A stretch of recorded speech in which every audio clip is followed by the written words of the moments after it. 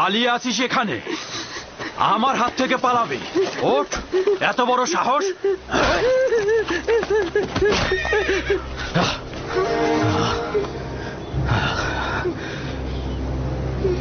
কি হলো আমার বুকের ভেতরটা? না জানি আমার ইউসুফ কোথায় আছে, কোন বিপদে আছে। শান্ত হন খোদার নবী। আমার ইউসুফ কোথায় আছে?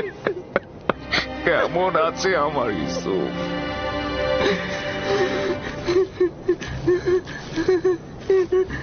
এখন দেখি তুই কি করে পালিয়ে যাস। আমার সবচেয়ে বড় ভুল হয়েছে তোর পা দুটো না বাঁধা। পা বাঁধলে আর তুই পালাতে পারতি না। এখন তোর পা দুটো আমি ভেঙে ফেলবো।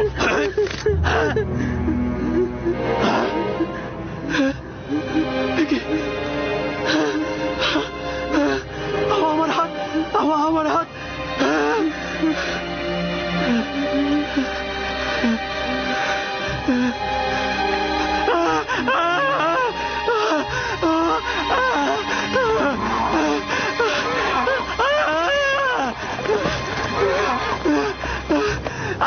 কি হয়েছে তোমার?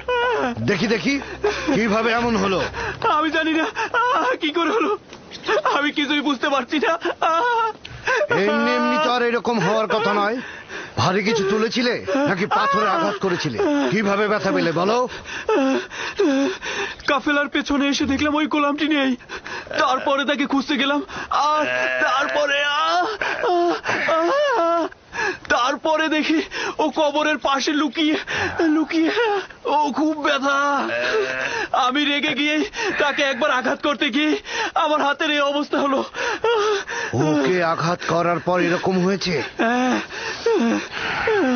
এত ছোট বাচ্চার কি ক্ষমতা রয়েছে তোমার আঘাত নেবার? চিন্তা করলে না তার কথা তোমার উপর প্রতিশোধ নিতে পারে? ছোট লোক কোথাকার, আমরা তো তাকে বিক্রয় করার জন্য নিয়ে যাচ্ছি। এইরকম আঘাত থাকলে আমরা তো কোনো মূল্যই পাবো না। পালিয়েছিলে কেন?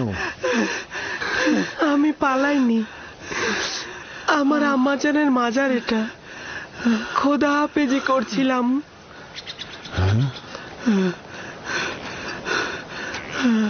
গোলামের নাম নিশানা নেই, কিন্তু জাঁকজমকপূর্ণ কবর দেখছি। গোলামের মায়ের কবর তো এরকম হতে পারে না। তুমি কে বলো তো?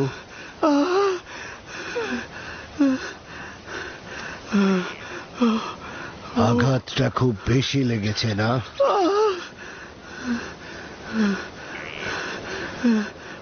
তুমি কি জানো তুমি পালিয়ে গেলে ওর উপর কি ঝড়টাই না যেত?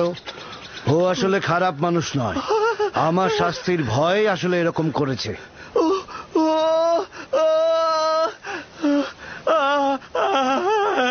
তাকে কি তুমি এখন ঘৃণা করছো? আমাকে ঘৃণা করতে শেখানো হয়নি। সাব্বাস পুত্র। যদি তাকে তুমি ক্ষমা করো তাহলে আমি তোমার বাঁধন খুলে দেব। আমাকে আর আঘাত করবে না তো?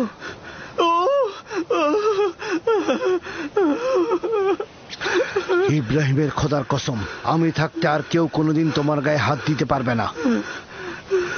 একাত্মবাদী খোদা মানো? আমি মালিক ইবনে ইবনে আল কাইদ ইবনে ইসমাইল ইবনে ইব্রাহিম। আমি ইসমাইল জাবিউল্লাহর বংশধর। তুমি কার সন্তান? আমিও সন্তান। কার সন্তান? আমি কূপের সন্তান। তাহলে বলতে চাচ্ছ না কে তোমার পিতা? বললাম তো আমি কূপেরই সন্তান। তুমি কালকে যে কূপটা দেখেছ, আমি সেখানেই জন্মেছি। হকের বার্তাবাহক আমার উপরে জাহির। আমি আর তোমাকে কখনো পরিচয় জিজ্ঞেস করব না। ইচ্ছে হলে পরিচয় দেবে, না হলে দেবে না, কিন্তু ওকে তুমি ক্ষমা করে দাও।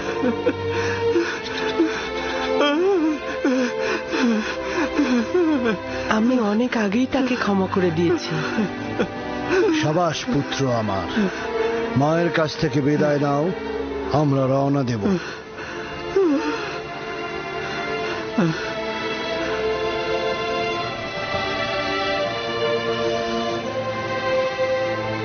সবাই প্রস্তুত হও, আমরা এখনই রওনা করব।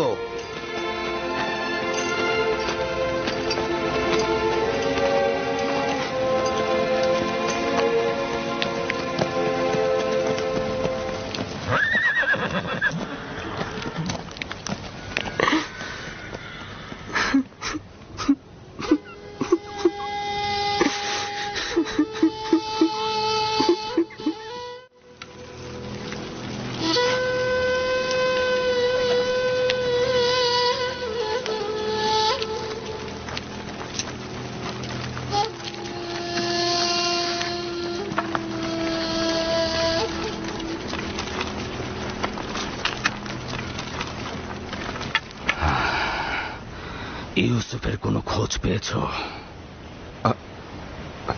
তার মানে কি ও হারিয়ে গেছে? আপনারা কেন জখম হয়েছেন? এখন থেকে বনি ইসরায়েলেরা না কোনো বরকত কল্যাণ দেখবে, না তাদের জীবনে কোনো সুসংবাদ আসবে। ইউসুফকে যে নেকড়েরা হামলা করেনি তা আমি ভালো করে বুঝতে পারছি। তোমরা জানো ইউসুফ কোথায়।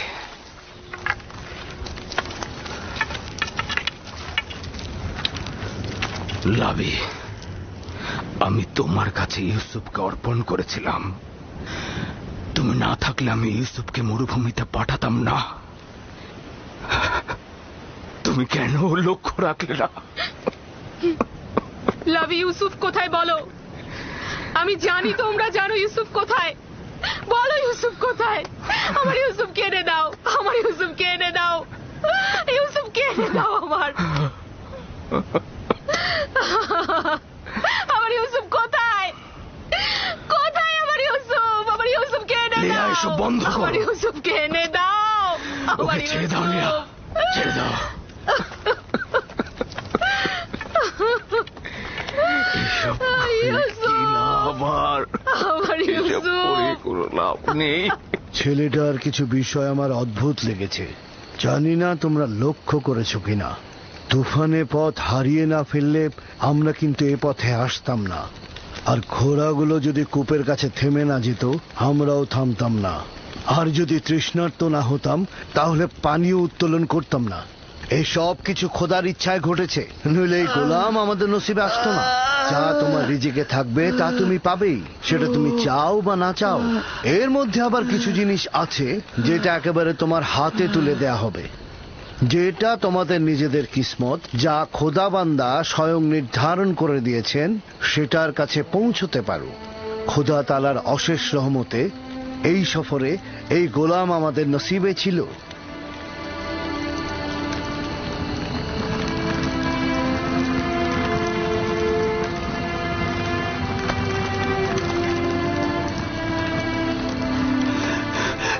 ইশতারে খোদা,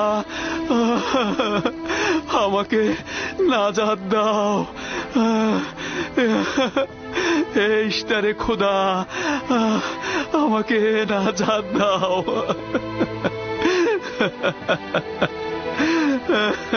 ইশতারে খোদা, আমাকে নাজাত দাও। আমি আর পারছি না, নাজাত দাও।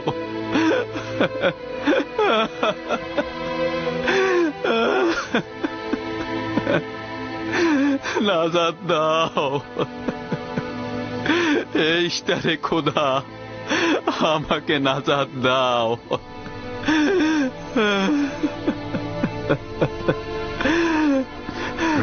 মহান ইশতার, নাজাত দাও, আমাকে নাজাত দাও। এই ব্যথা আমাকে কতল করে দিচ্ছে। আমাকে নাজাত দাও। ইশতারে খোদা, এই ব্যথা থেকে মুক্তি দাও।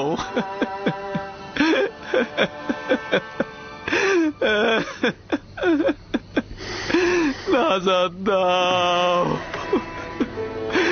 নাজাত দাও।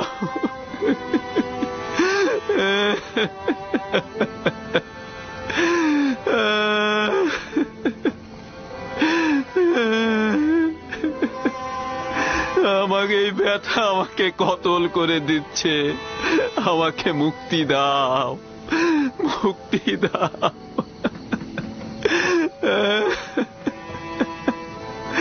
আমাকে নাজাত দাও, আমাকে নাজাত দাও।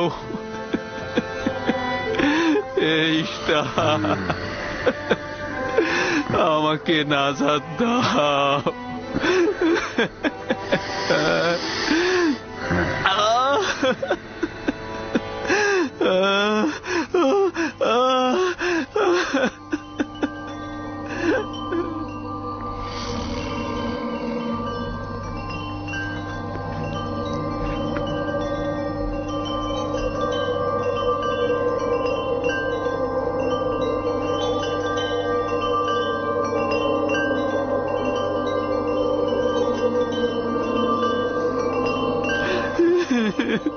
আমাকে মুক্তি দাও, এই ব্যথা থেকে মুক্তি দাও। এই ব্যথা আমাকে কতল করেছে, আমাকে নাজাত দাও।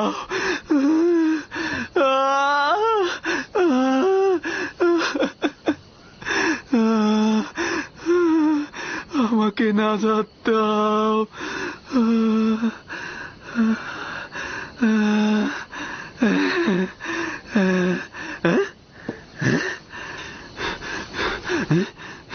তুমি কি করলে?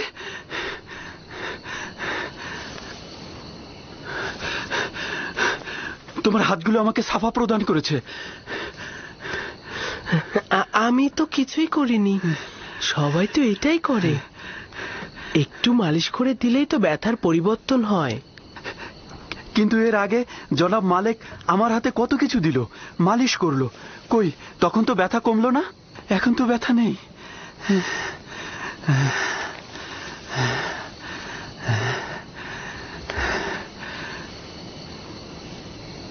আসমানের দিকে তাকিয়েছিলে, তুমি কি তারকা পূজারী?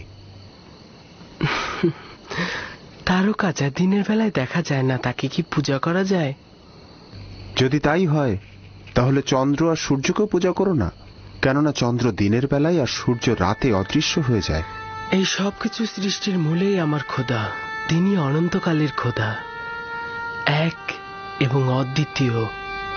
তুমি দেখছি ছোটকাল থেকেই আমাদের খোদার চেয়ে আরো উত্তম খোদা নির্বাচন করেছ। তোমার খোদা এমনই, যিনি তোমাকে ভালোবাসেন, আবার তোমার দোয়াও কবুল করে নেন। আর এটাও নাকি মাবুদ? কত কষ্ট সহ্য করলাম, এত আহাজারি করলাম, কিন্তু কিছুই করতে পারলো না। তুমি আমার ব্যথা লাঘব করেছো, আমি তোমার কাছে কৃতজ্ঞ।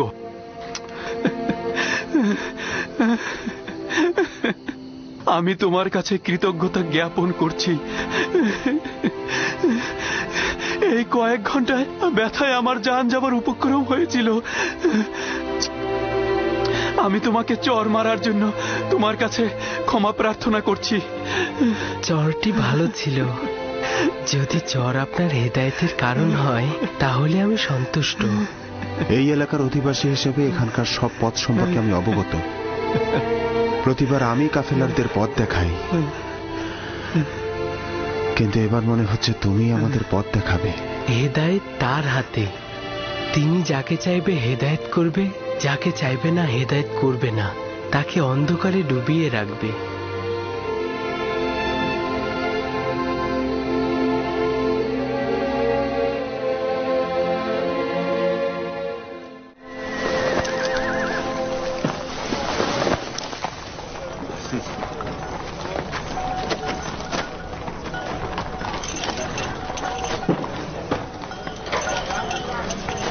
আমি জানি না এই ছেলেটিকে, কিন্তু গত রাতে ওকে দোয়া পড়ে কাশ্মীরকে সাফা দিতে দেখেছি।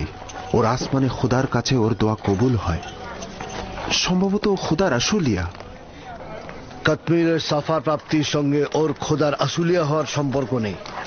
গতকালই তো বলেছিলাম, ইউসুফ যদি ওকে ক্ষমা করে তাহলে সে সাফা পাবে। কিন্তু আপনি আমার খোয়াবকে কি বলবেন? আমি খোয়াবে দেখেছি ও যেদিক দিয়ে যাচ্ছে সেদিকে সবুজ গাছে ভরে যাচ্ছে। খোয়াব তো কোনো মানদণ্ড হতে পারে না। তুমি একাত্মবাদী খোদাকে চেনো না। কেউ যদি জুলুম করে সে শাস্তি পাবেই, তাকে অবশ্যই খোদাবন্ধ শাস্তি দেবে, হয় এই দুনিয়ায় নয়তো পরের দুনিয়াতে। জুলুমকারীর শাস্তি অবশ্যই হবে।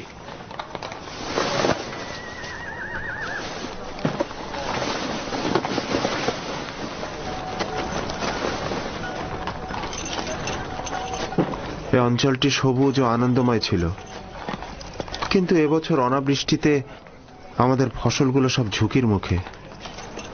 আমি এই অঞ্চলের বাসিন্দা।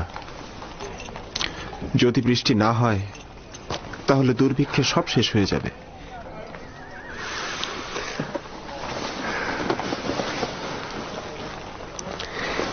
খোদাবান তার বান্দাদের উপরে রহম করবেন। জনাব মালিক, একজন কাফেলার অবস্থা খুবই খারাপ, আপনি একটু দেখবেন?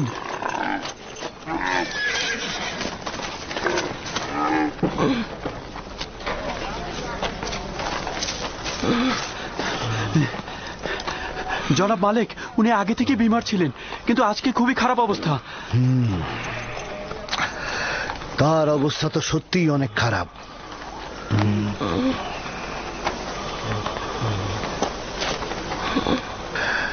তার তো নিঃশ্বাস আসছে আর যাচ্ছে। এই যাত্রায় তো মনে হয় না আর টিকবে। কিন্তু উপায় কি?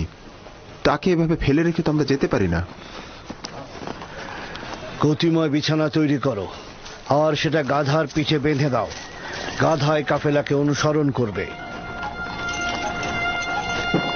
আপনি ভালো হয়ে যাবেন বাঁচা মরা খোদার হাতে।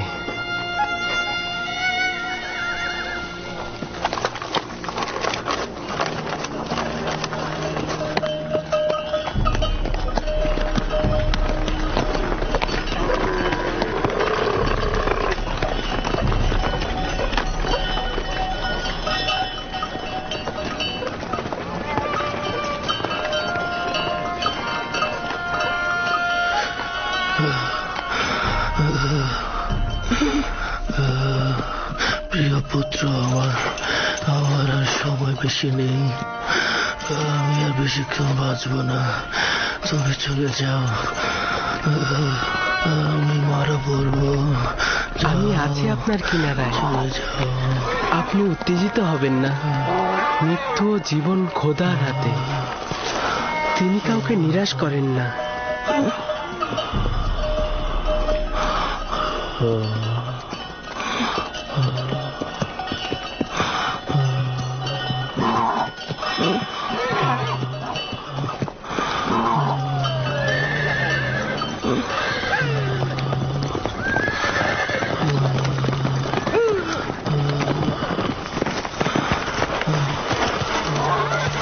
তুমি রোগীর সঙ্গে সঙ্গে কেন হাঁটছো?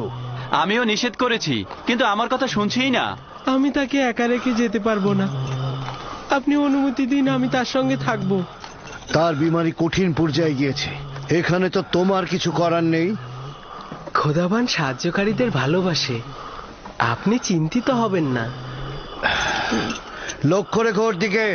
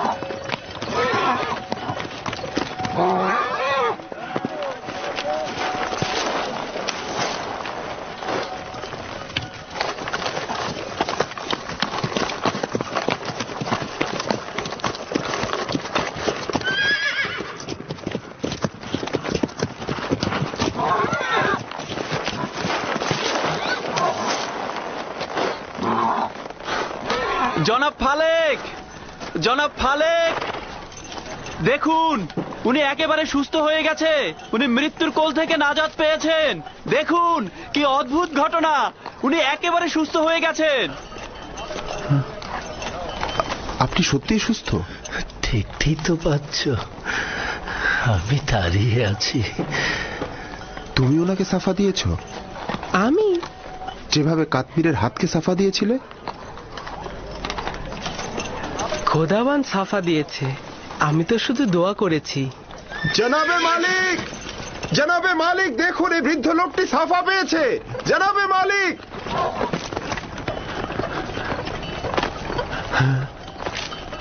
আচ্ছা, তুমি এই বিমার লোকটির সাথে থাকার জন্য কেন জোরাজুরি করছিলে? আমিও তোমার মতো পথ প্রদর্শক। ভালো প্রদর্শক সেই যে সুস্থভাবে কাফেলারদের মাকসাদে পৌঁছে দেয়।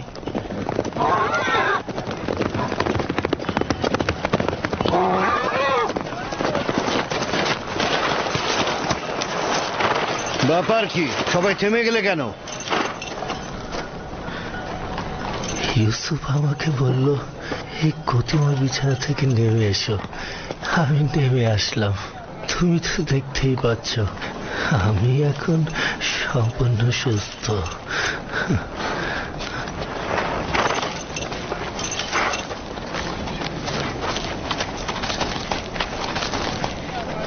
আরে, আপনি তো সুস্থ হয়ে গেছেন। ইউসুফ আমার জীবন বাঁচিয়েছে, আমি ওর কাছেই ঋণী। ও যদি আমার সেবা যত্ন না করতো নিঃসন্দেহে আমি এতক্ষণে মারা পড়তাম। আমি তো শুধুমাত্র আপনাকে সামান্য যত্ন করেছি, এইটা তেমন কিছু নয়। উনি তো একেবারে মৃত্যু শয্যায় ছিলেন, ওনার বাঁচার কোনো আশাই ছিল না। আমি জানি না তোমার খোদা কেমন খোদা, শুধু এইটুকু জানি তিনি অনেক শক্তিশালী আর তোমাকে অনেক ভালোবাসেন। তুমি আমার জন্য দোয়া করলে আর তোমার দোয়াতেই আমি ভালো হয়ে গেলাম। তোমার খোদা তোমার দোয়া কবুল করে আমাকে সুস্থ করে দিলেন।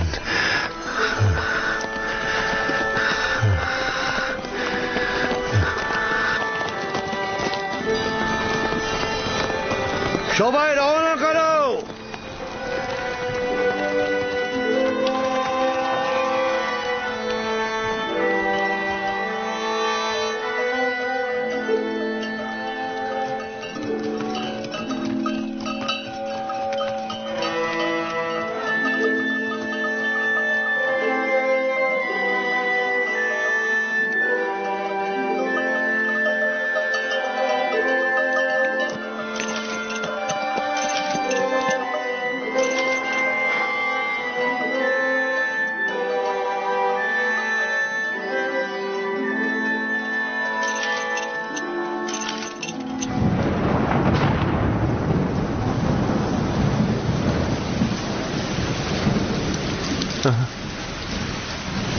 এই বৃষ্টি নিশ্চয়ই ইউসুফের ওসিলাই হচ্ছে।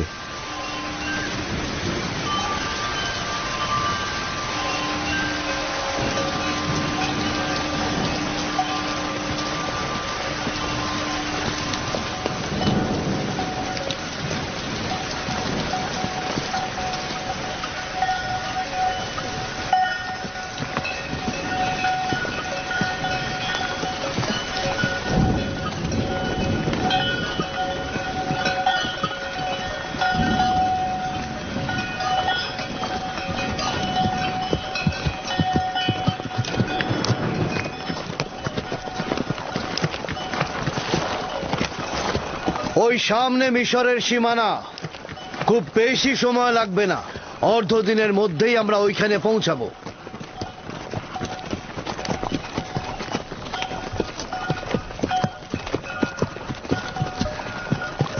এখন পর্যন্ত যে আসলাম সীমান্ত রক্ষিত দেখিনি। কেনান, হেজাজ সহ এই সকল এলাকায় গোত্রভিত্তিক প্রশাসন ব্যবস্থা রয়েছে। এদের আয়তন এবং সীমানা সুনির্দিষ্ট নয়, কিন্তু মিশর প্রাচীন সভ্যতার অধিকারী এবং সুশৃঙ্খল সামরিক বাহিনীর অধিকারীও বটে। তবে সীমান্তের অধিকাংশ জায়গাতেই এদের প্রহরী রয়েছে। মিশরের ফেরাউন পৃথিবীর সর্বাপেক্ষা শক্তিশালী শাসক।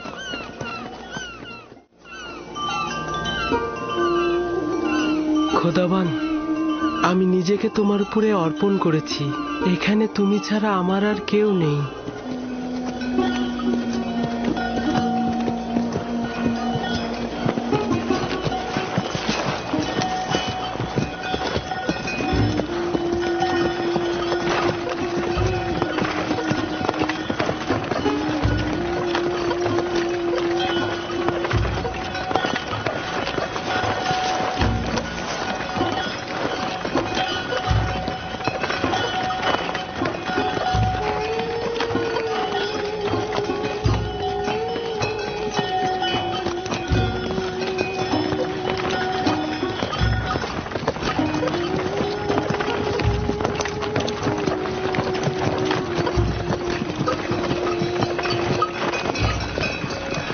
এটাই হচ্ছে মিশরের সীমান্ত।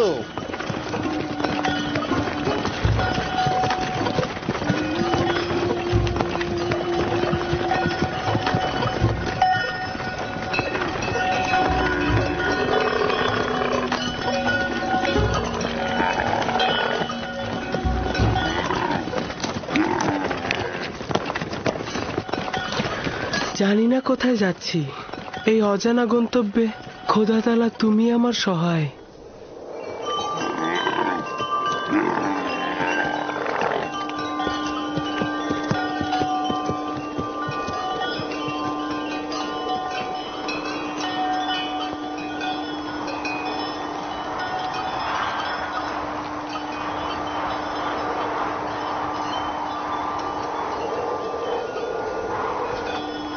দাঁড়াও, তোমরা কারা? কোথা থেকে এসেছো? মালেক ইবনে জার, বাবেল থেকে।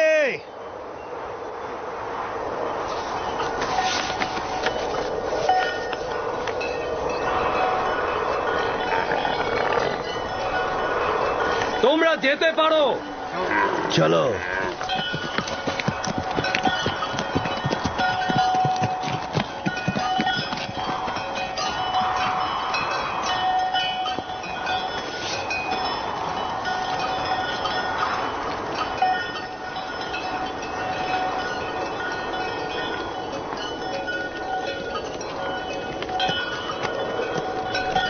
ওরা কি আপনাকে চেনে?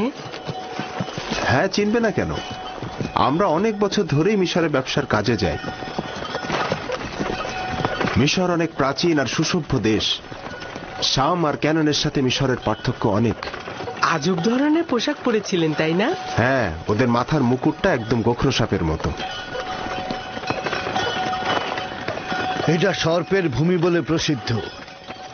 মিশরবাসীদের ধারণা যে একটা আজদাহা সাপ এই ভূমিকে রক্ষা করে চলেছে।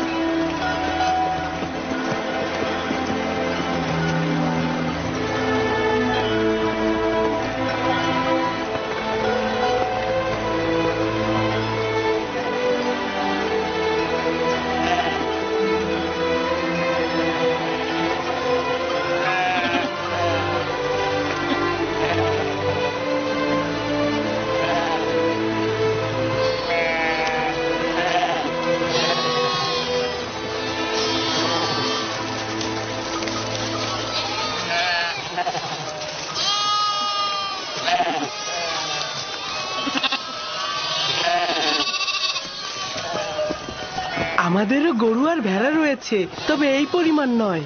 এরা অনেক সম্পদশালী, না? এই যত সবুজ ফসলি জমি আর পশুর পাল দেখছো, সবকিছুর মালিক ওদের দেবতা আমুন। মানে আসলে মন্দিরই এগুলোর মালিক। বাকিটার মালিক ওদের রাজা আমুন হতে। এখানে জনগণের নিজের কোনো সম্পত্তি নেই। তার মানে মিশরের খোদার গরু আর ভেড়া রয়েছে? সবকিছু ওই খোদারই, কোনো আপত্তি নেই তো? প্রকৃত খোদা তিনি, যিনি সবকিছু সৃষ্টি করেন, কিন্তু নিজের জন্য নয়।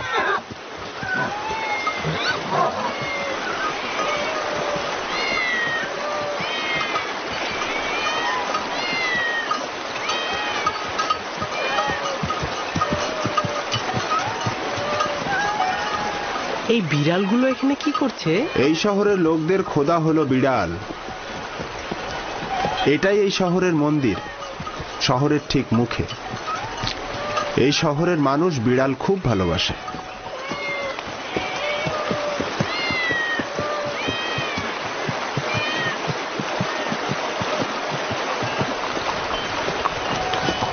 কি ব্যাপার, আমার দিকে ভাবে তাকিয়ে আছো কেন? আমি কিন্তু বিড়াল পূজারী নই। আর অন্য সবার খোদা তোমার খোদার মতন ত্রুটিহীন আর অতুলনীয় নয়। জনাবে মালিক, এই শহরের খোদা হচ্ছে বিড়াল, তারা আবার খাবারও খায়।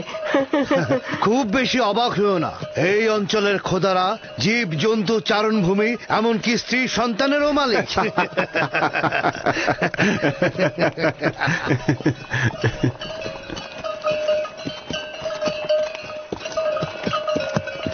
তার মানে মিশরে একাত্মবাদী খোদার ইবাদত হয় না? এখানে এক খোদার ইবাদত অপরাধ। তুমি কখনো এক খোদার কথা কাউকে বলবে না, আর ভুলেও কখনো এদের খোদাকে তিরস্কার করবে না, তাহলে কিন্তু রক্ষা পাবে না।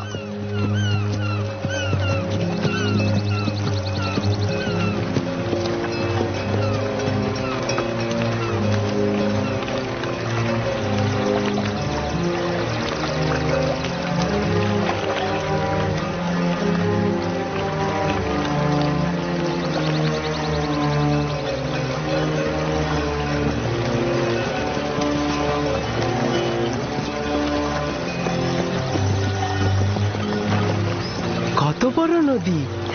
এটা কি নীল নদ? এটা ছোট নীল, নীলেরই একটা শাখা। নীল নদ এর চেয়ে আরো অনেক বড় আর পবিত্র।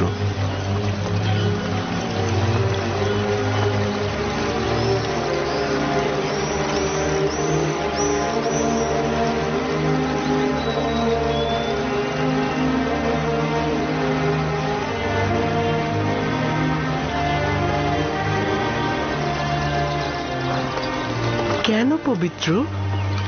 মিশরের লোকজন সবকিছুই নীল নদ থেকে পেয়েছে। নীল নদ না থাকলে মিশরও থাকতো না। তবে এখনো কেউ এই নীলের সূচনা স্থল দেখেনি।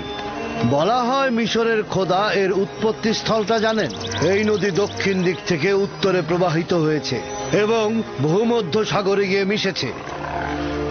আমরা এখন উত্তর থেকে দক্ষিণে প্রাচীন শহর টেবসের দিকে যাচ্ছি। টেবস আমন খোদার শহর।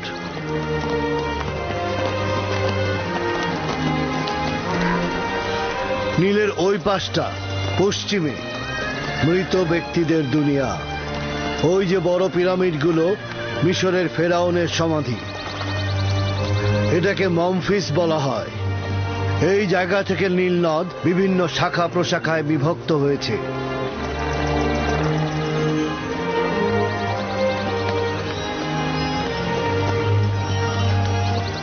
যদি ইউসুফকে মিশরের একজন সম্পদশালী ব্যক্তির কাছে বিক্রয় করি, তাহলে ইউসুফও যেমন প্রশান্তি ও নেয়ামত পাবে, তেমনি আমরাও অধিক লাভবান হব। আফসোস, যদি ইউসুফকে বিক্রি না করা লাগতো। সেটা সম্ভব নয়।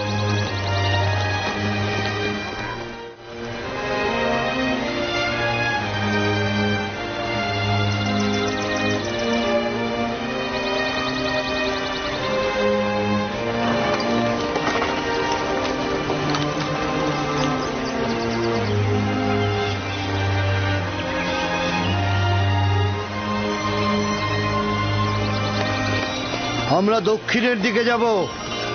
সম্মুখে একজন মৃত ব্যক্তির সমাধি দেখা যাচ্ছে। ওই যে পশ্চিম দিকে দেখো। এই নৌকাটি মিশরের প্রাচীন ঐতিহ্যের প্রতীক। কোন সম্ভ্রান্ত ব্যক্তি মারা গেলে এইভাবে নৌবহর সাজিয়ে নদী পরিভ্রমণ শেষে নির্ধারিত স্থানে তাকে সমাহিত করা হয়। ওই যে দূরে অনেকগুলো দরজা দেখছো, ওটা এই নগরীর প্রধান ফটক। আমরা ওই পথ দিয়ে প্রবেশ করব।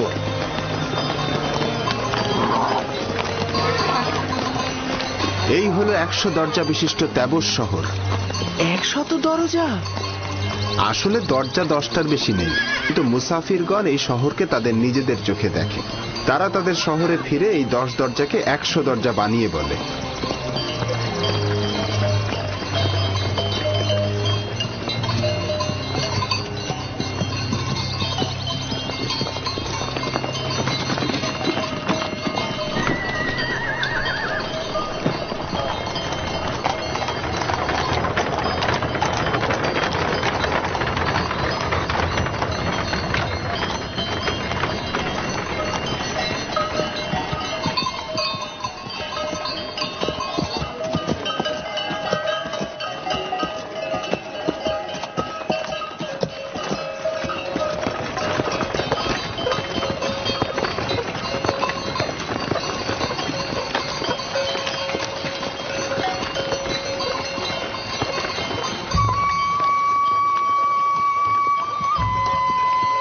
মালিক ইবনে জার, বাবেল থেকে।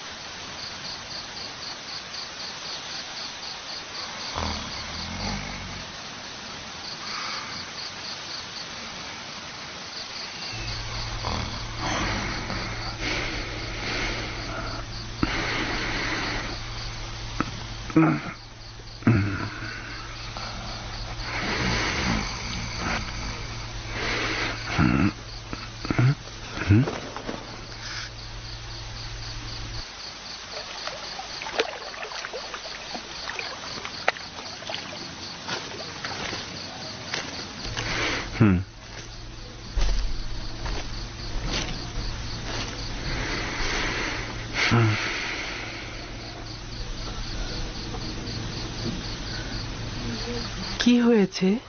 কেন ঘুমাচ্ছেন না? আমার ভয় লাগছে তুমি পালিয়ে যাবে।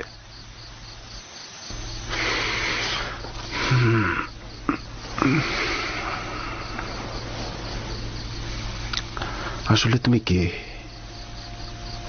তুমি খুব সাধারণ কেউ না। আমি তো পূর্বেও এর উত্তর দিয়েছি।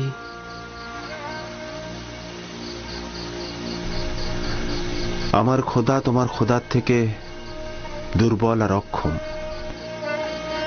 তোমার খোদার সম্পর্কে বলবে?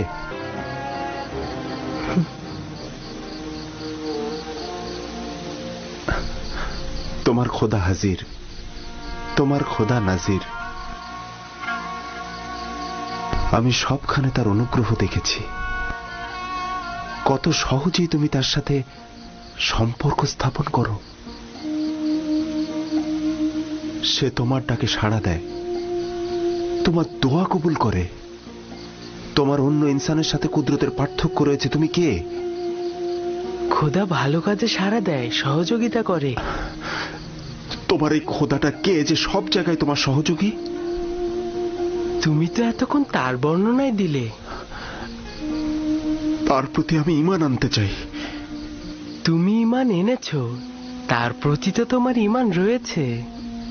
আমার ঈমান রয়েছে?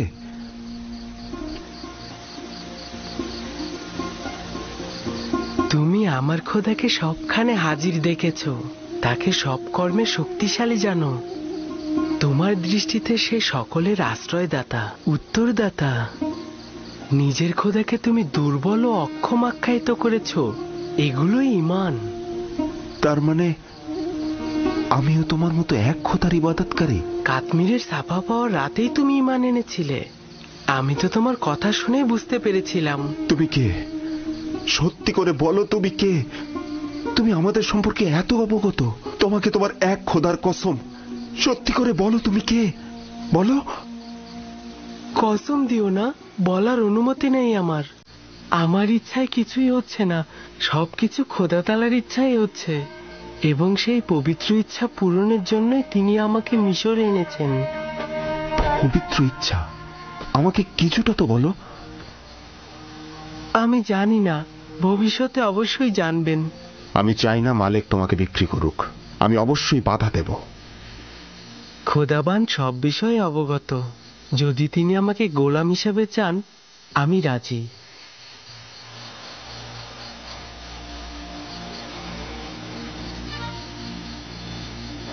খোদাবান সকলকে ভালোবাসেন, সকলের দিকে লক্ষ্য রাখেন। এখনো বলবে না তোমার পিতার নাম? আপনাকে বলেছি তো, আমি কূপের সন্তান। যে কূপ থেকে তোমাকে বের করেছি? ঠিক আছে, বলো না। একদিন তো অবশ্যই জানতে পারবো।